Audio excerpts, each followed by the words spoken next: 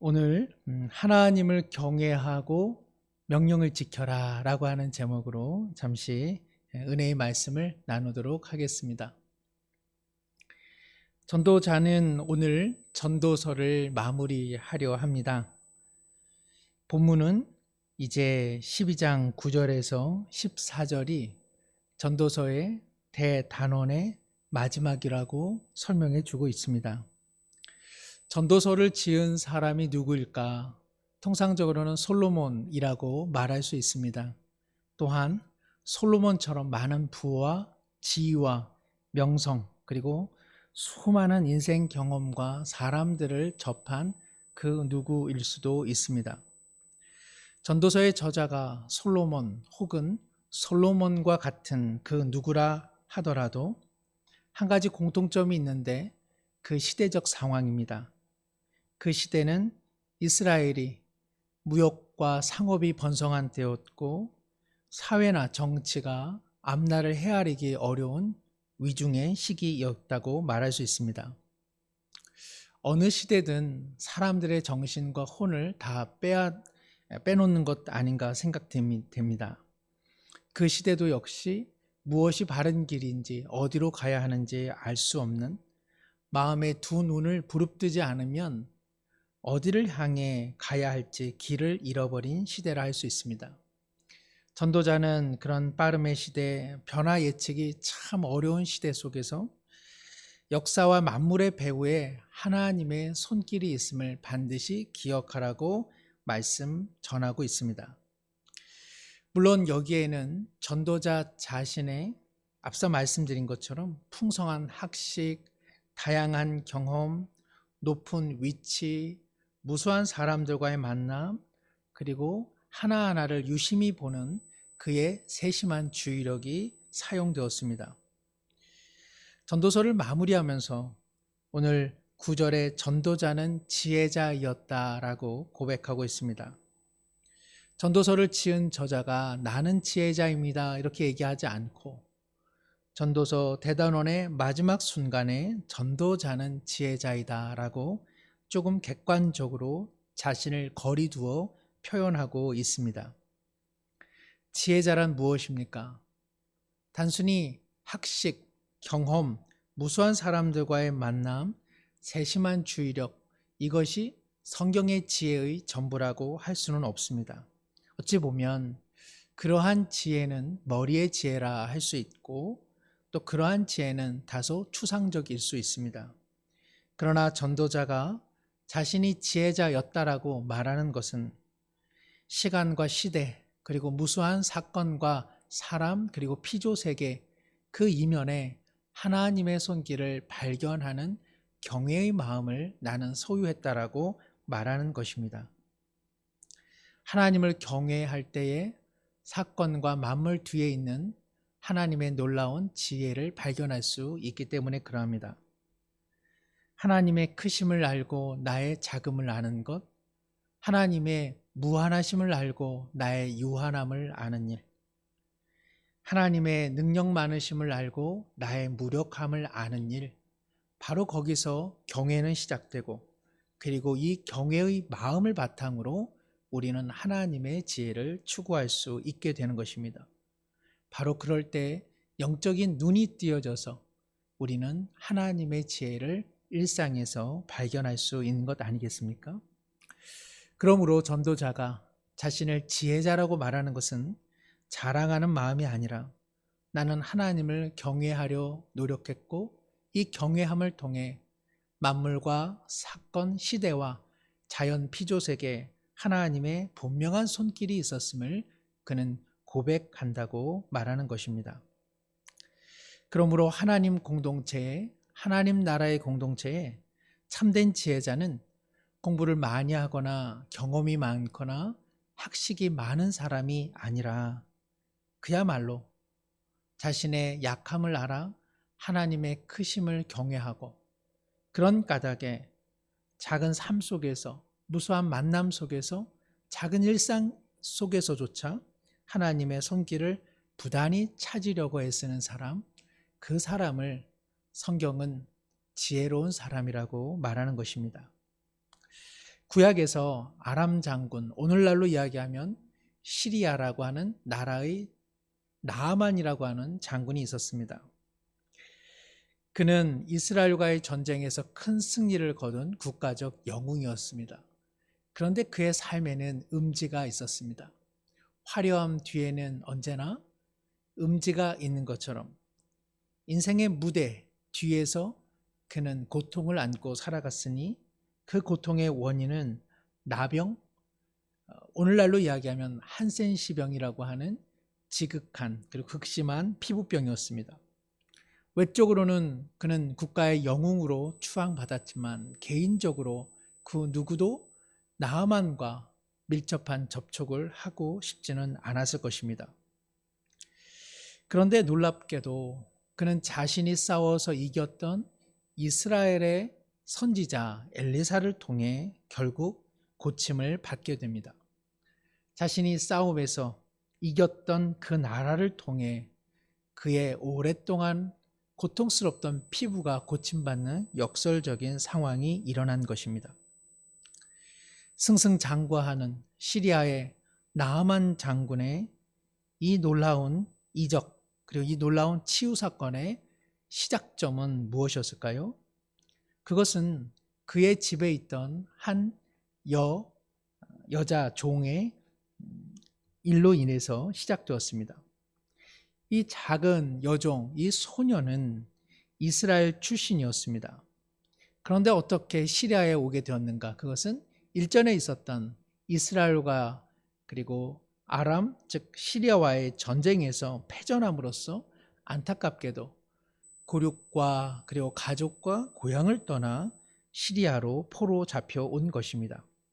그런데 이 아이가 나아만의 집에서 여종 생활을 하면서 나아만 장군의 고통을 보았고 그리고 그의 슬픔을 보았습니다. 비록 자기에게는 원수 국가의 영웅이었지만 한 사람으로 보는 선한 마음을 이 여자 소녀는 갖고 있었습니다. 그리고 끝내 자신의 여주인, 그러니까 나아만 장군의 아내에게 이렇게 말합니다. 우리 주인이 사마리아, 즉 이스라엘에 계신다면 선지자 앞에 계시면 그가 그 나병을 고쳐 주실 건데, 그렇게 이야기를 한 것이죠. 놀라운 일입니다. 이 어린 소녀는 원수 국가에 살면서도 그가 모시는 주인의 마음을 살피는 마음을 가지고 있었습니다.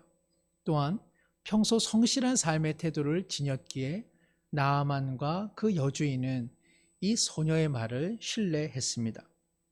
그리고 이 아이는 비록 고향 이스라엘을 떠났지만 배교하는 이스라엘의 시대적 상황 속에서도 하나님을 경외하는 마음을 잃지 않았던 것입니다. 그래서 이 아이는 하나님의 사람 이스라엘의 선지자 엘리사를 기억했고 하나님을 믿는 믿음으로 자신의 여주인과 그리고 장군에게 말을 한 것입니다. 자신이 잘못 헛된 말을 했다가는 추궁당할 것이 뻔한 상황임에도 불구하고 이 작은 소녀가 하나님과 그리고 이스라엘의 선지자를 이야기한 것은 그만한 믿음이 있었고 확신이 있었기 때문입니다. 나아만의 치유 사건의 발단은 이처럼 미천하고 비루한 한 소녀, 그 소녀는 학식도 그리고 신분도 그리고 지식도 미천하였지만 하나님을 경외하는 그 마음에서부터 놀라운 회복의 역사가 일어났습니다. 하나님을 경외하는 한 어린 소녀의 그 마음 하나가 나아만 자신의 공적을 통해서도 그리고 시리아 온 국가를 통해서도 해내지 못했던 놀라운 치유 사건의 발단이 된 것입니다. 사랑하는 성도 여러분, 길을 잃어가는 시대 속에 우리 모두도 음지를 가지고 살아가고 있지 않습니까? 어떻게 치유와 회복이 일어날 수 있습니까? 어떻게 우리는 바른 길로 돌아갈 수 있겠습니까? 그것은 하나님을 경외하는 어린 소녀와 같은 지혜의 마음, 주님을 의지하는 마음인 줄로 믿습니다. 전도서 말씀을 마무리할 때 인생은 허무하다, 이것이 전도서의 주제가 아니라 하나님 없이 살아가는 인생의 허무함을 극복하는, 즉 하나님을 경외하는 참 지혜자가 되라고 오늘 말씀하고 있는데, 우리 심령 깊은 곳에 이와 같은 주님의 은총과 그 말씀의 능력이 깨달아지기를 소망합니다. 10절의 전도자는 힘써 아름다운 말들을 구하여 이 진리의 말씀을 정직하게 기록했다고 전하고 있습니다. 여기 아름다운 말들이란 미적으로 즐거움을 주는 말들인데요. 우리는 전도서 말씀이 결코 딱딱하고 교조적이고 거칠지 않았음을 잘 압니다. 단순히 무미건조한 설명문으로 전도서는 기록되어 있지 않은 것이죠. 아시는 것처럼 전도서 기자는 만물의 피곤함과 반복됨을, 해가 뜨고 해가 지는 것, 바람이 불고 바람이 다시 돌아오는 것, 강물이 흐르고 강물이 연이어 흐르는 것, 이렇게 비유적으로 전하기도 했습니다. 또 그는 삶을 기쁨이라고 하는 선물로 이야기하기도 했죠. 그래서 허무함을 이기는 삶이란 다른 것 아니라 내일을 지나치게 준비하고 염려하지 말고 오늘 기쁨과 감사함으로 먹고 우리 자신의 일상을 누리는 것이 하나님의 선물로서의 오늘의 삶이라고 그는 이야기했습니다. 지난주 내용, 앞선 본문의 내용이기도 한데요. 전도자는 인생의 나이듦에 대해서도 상당히 재미있고 그리고 비유적으로 설명을 하지 않았습니까? 인생의 나이듦에 대해 그는 길거리에 문들이 닫혀지는 것이고 그리고 맷돌의 소리가 적어지는 것이며 창문이 어두워진다고 이야기했습니다. 길거리에 문들이 닫혀진다라고 하는 것은 귀가 어두워진다는 것이고 맷돌 소리가 적어진다는 것은 치아가 손상되어 어금니로 우작우작 씹는 소리가 적어진다는 이야기이며 그리고 창문이 어두워진다는 것도 시력이 약해지는 것을 의미합니다. 그리고 청각이 약해지는 것을 의미하는 것이죠. 그가 이처럼 아름다운 말들을 통해 전도서 말씀을 증거한 이유는 무엇입니까? 그것은 이렇게 우리가 누군가에게 말할 때 항상 문학적으로 또 비유적으로 이야기해야 된다, 그런 뜻은 아닙니다. 때로는 지식을 전하기 위해서는 거추장스러운 말들을 다 걷어내고 진리를 담백한 말로, 간결한 말로 표현해야 되는 때가 있지 않습니까? 그러므로 전도자가 아름다운 말들을 구사하려고 부단히 애썼다라고 하는 것은 화려하게 말을 꾸미자라고 하는 것이 아니라 글을 쓰고 말을 할 때 자신은 세심함으로 그리고 정성 들인 마음으로 전하였다는 뜻이 아니겠습니까? 이런 면에서 우리는 다시 한번 우리 그리스도인의 언어 생활에 대해 잠시 생각해 볼 필요가 있습니다.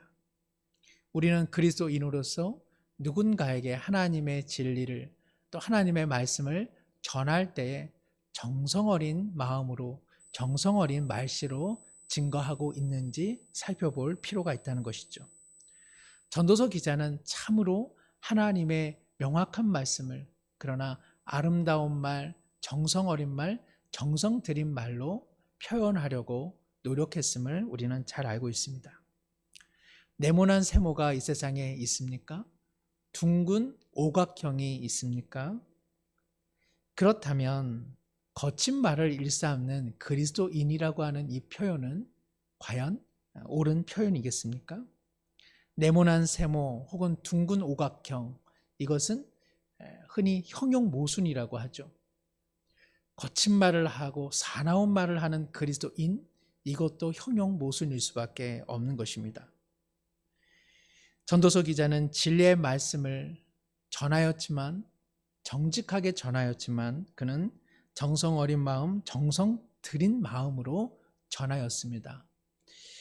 이와 같은 그의 태도를 기억할 때 우리의 입술 또 우리의 말씨도 하나님의 명확한 말씀을 그러나 정성으로 사랑으로 건네는 그러한 마음이 있기를 소망합니다. 11절에 지혜자의 말씀 또 스승의 말씀을 전도서 기자는 이렇게 표현합니다. 찌르는 채찍과 같고 그리고 잘 박혀있는 못과 같다. 이것은 어떤 의미일까요? 그리고 그는 이러한 지혜자와 스승의 말씀이 채찍과 못인데 이 모든 말씀이 결국 한 목자로부터 나왔다고 오늘 증거하고 있습니다. 여기 목자는 누구일까요? 구약 사람들에게 위대하신 한 목자라고 하면 구약 백성들은 누구를 떠올리겠습니까? 그렇습니다. 하나님. 우리가 잘 아는 것처럼 다윗은 시편 23편에 하나님을 목자라고, 선한 목자, 그리고 부족함 없이 채워주신 목자라고 고백하지 않습니까? 시편 23편에서 다윗은 자신의 인생을 뒤돌아보건대 하나님은 선한 목자가 되사 하나님의 뜻을 쫓지 못했던 자신의 인생을 막대기와 그리고 지팡이로 보호해 주시고 안위해 주시고 쉴만한 물가 푸른 초장으로 인도하신 분이라고 고백합니다. 하나님은 자기 양들을 때로는 지팡이로 때로는 막대기로 인도하시면서 양들을 목초지와 샘물로 그리고 이리와 같은 맹수들로부터 보호해 주셨습니다. 그런데 오늘 전도서는 목자 되신 하나님께서 자기 백성을 인도하신 방법이 시편 23편에 막대기와 지팡이가 있다면 여기서는 채찍과 그리고 잘 박힌 못이라고 이야기하고 있습니다. 여기 채찍이라고 하는 것은 끝이 길고 뾰족한 일종의 막대기로 생각하시면 좋을 것 같습니다. 양이나 가축, 짐승을 몰고자 쿡쿡 찌르면서 옳은 길, 바른 길로 가게 하는 것, 한 곳으로 모이게 하는 것, 그것이 바로 채찍이죠. 우리가 말씀을 읽고 말씀을 들은 후에 참 오늘 은혜로웠다, 내 마음에 은혜가 있었다라고 할 때는 어떤 마음이 들어서 그렇게 고백하게 되십니까? 뭐 여러 가지 또 이유들이 있겠지만 중요한 것 중에 하나는 그 말씀이, 내가 오늘 읽은 말씀이, 들은 말씀이, 묵상한 말씀이 아프기는 한데, 찔림이 되기는 한데 참 나에게 새로운 각성을 주고 그리고 가야 할 길을 명시적으로 깨닫게 할 때 우리는 은혜가 받았다, 은혜를 받았다 이렇게 말하지 않습니까? 말씀은 꿀송이처럼 우리의 영적 피곤함에 회복을 주지만 또한 정말 채찍처럼 우리의 심령을 깊이 찔러서 옳은 길, 바른 길, 생명의 길로 걸어가고자 하는 동기를 부여시켜 줍니다. 어떻게 해야 구원을 받을 수 있습니까? 어떻게 해야 하나님의 뜻대로 살아갈 수 있습니까? 어떻게 해야 저는 이 죄악에서 벗어나 참된 변화의 삶을 살 수 있습니까? 우리는 말씀이 채찍되어 그 찔림의 말씀으로 큰 변화가 시작되고는 하는 것이죠. 그런 의미에서 내가 말씀을 듣고 말씀을 읽고 말씀을 묵상하되 찌르는 채찍으로서의 말씀을 경험하지 못한다면 우리는 스스로를 자성해 볼 필요가 있는 것 같습니다. 말씀이 나와 만나는 일, 그리고 말씀이 내 안에서 역동적으로 움직이기 시작하는 일, 바로 이것을 우리는 말씀이 사건화된다라고 표현합니다. 말씀이 사건화된 그 신뢰를 우리는 어디서 찾아볼 수 있습니까? 잘 아시는 것처럼 베드로나 바울이 그러한 경우 아닙니까? 유대인으로서 하나님의 말씀 또 구약의 전통에 대해 그들은 잘 알고 있었습니다. 그러나 구약이 표상하는, 구약이 지향하고 있는 예수님에 대해서 그들은 알지 못했습니다. 그러나 예수님의 말씀을 통해 그들은 변화가 일어나기 시작했고 어떻게 해야 구원을 받을까라고 하는 재인식이 일어났습니다.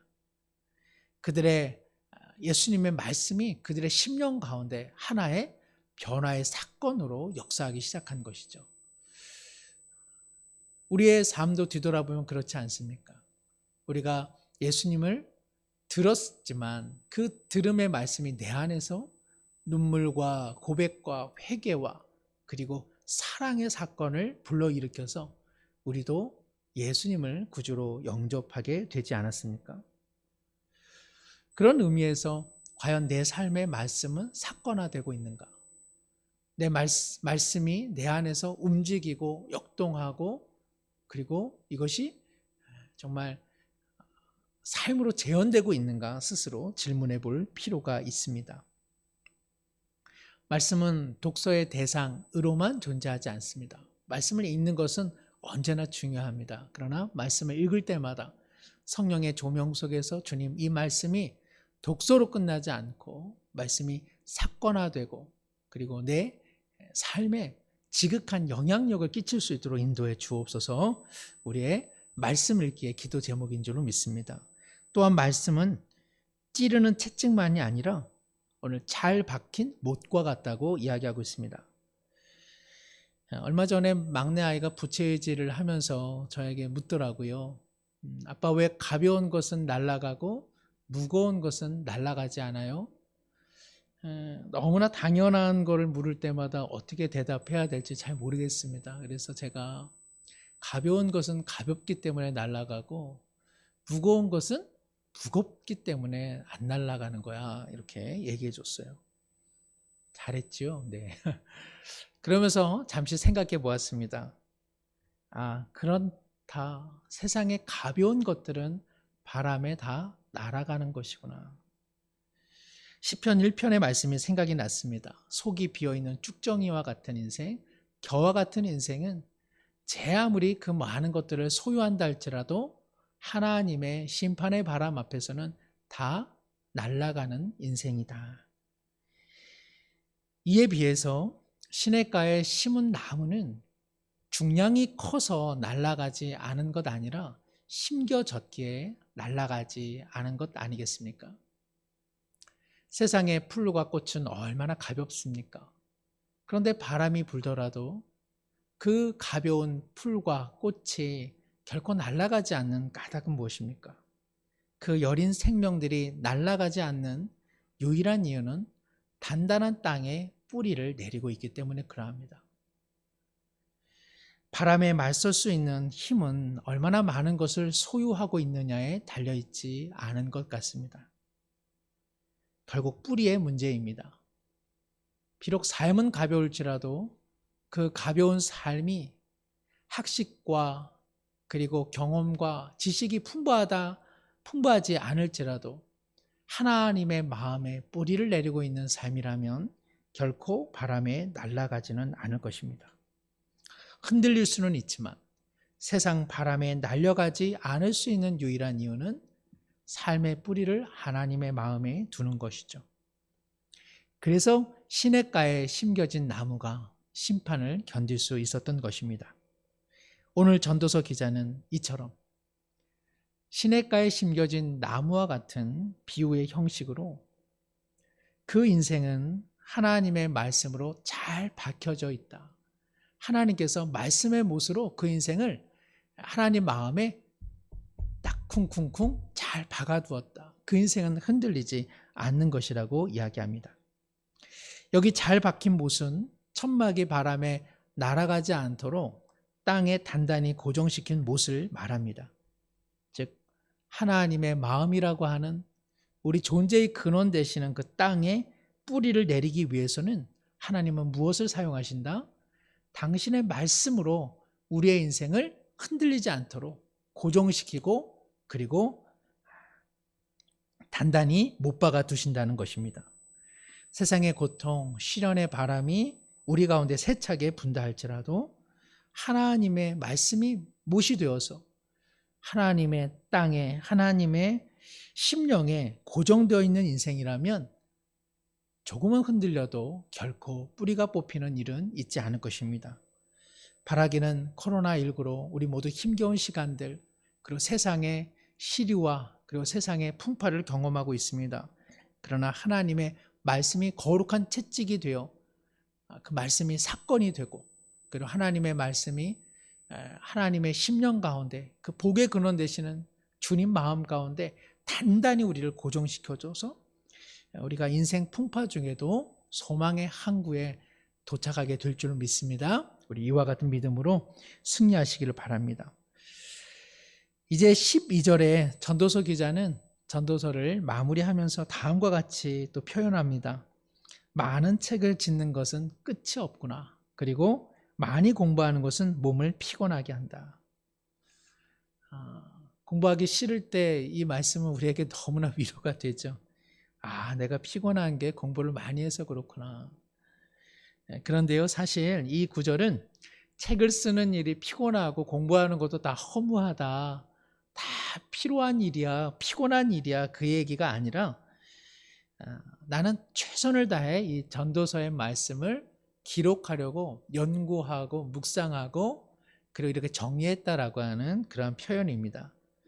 다시 말하면 내가 할 수 있는 일은 다 했다는 것입니다. 전도서 기자는 내가 정말 하고 싶었던 그 모든 말을 내가 힘들고 피곤한 중에도 이렇게 기록하고 정리했으니 이제 이 글의 마지막 결국을 소중함으로 들어달라고 당부하고 있습니다. 그 내용은 무엇입니까? 13절에 일의 결국을 다 들었으니 내가 전도서 말씀을 통해 당신에게 전하고자 하는 모든 이야기를 이제 다 들었으니 하나님을 경외하고 그의 명령을 지키라. 이것이 본분이다.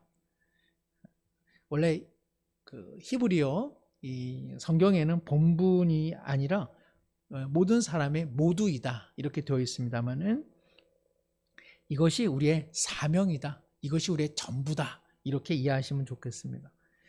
왜 그럴까요? 14절에 보니까 하나님은 모든 행위와 은밀한 가운데 선악 중에 심판하시는 분이기 때문에 하나님을 경외하고 그 명령을 지키라고 전도서 기자는 마지막으로 당부하고 있습니다. 성도 여러분, 올해 봄 2월쯤에 우리 전도서 말씀의 문을 열었습니다. 그리고 오늘이 무려 16번째입니다. 이제 문을 닫으려고 하는데요. 우리가 이 말씀 전부를 다 기억할 수도 없고요. 그리고 때로는 분주한 일상 가운데 우리가 이 모든 말씀을 준행하는 것이 때로는 현실적으로 어려운 것 아닌가 싶습니다. 그러나 우리 성경에 주님께서 주신 이 성경 말씀에 주님 오시는 그날까지 전도서 말씀은 사라지지 않을 것입니다. 그러니 우리가 전도서 말씀을 다시 묵상하고 읽을 수 있는 기회는 여전히 놓여 있습니다. 더군다나 전도서의 마지막 결론, 즉 하나님을 경외하고 그의 명령을 다 지키라고 하는 이 당부의 말씀은 단순히 전도서에만 기록된 것 아니라 구약 전체의 핵심적인 내용이라고 할 수 있습니다. 하나님을 경외하라, 그리고 그의 계명을 지키라. 이것은 구약 성경의 요체의 말씀 중에 하나인 것이죠. 더군다나 이 말씀은 신약 성경에도 반영되어 있습니다. 예수님께서는 이렇게 말씀하셨습니다. 너희가 나를 사랑하면 나의 계명을 지키리라. 요한복음 14장 5절의 말씀입니다. 너희가 나를 사랑하면 나의 계명을 하나님의 계명을 지킬지니라.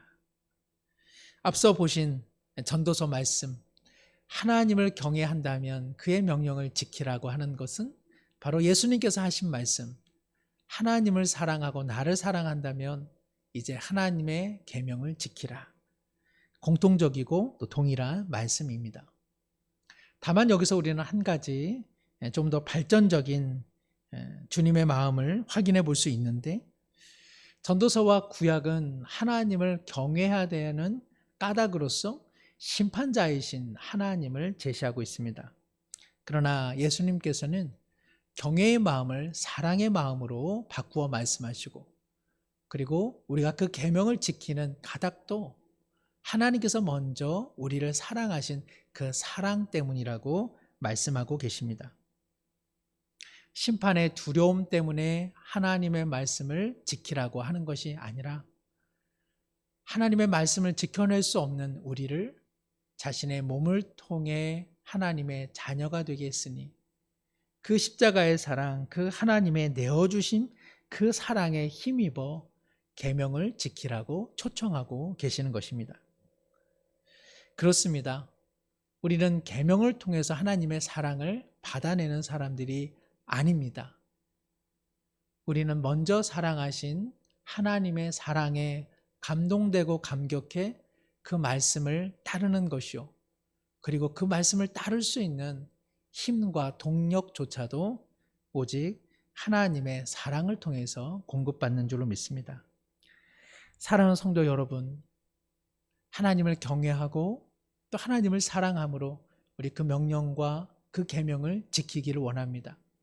단순히 하나님을 두려워하기 때문이 아니라 십자가에 자기 아들을 내어주시기까지 우리를 사랑하신 그 사랑 때문에 우리는 어제보다 주님의 말씀을 좀 더 준행하고, 그리고 그 말씀을 좀 더 준행함으로써 하나님의 크신 사랑을 더욱더 절감하고 경험하게 되는 축복이 있기를 소망합니다.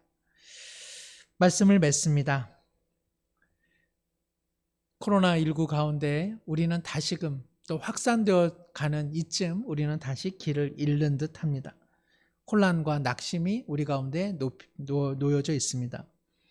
그러나 이 모든 시간과 역사와 시대와 그리고 사건 속에서 우리는 인생은 허무하다, 인생은 아무것도 아니야 라고 하는 것이 아니라 이 속에서 하나님께서 어떻게 자기 백성을 돌보시는지, 그리고 그 이면 가운데 하나님은 어떻게 선하심으로 역사를 주관해 가고 계시는지 우리는 반드시 보고 믿고 누려야 될 줄로 믿습니다.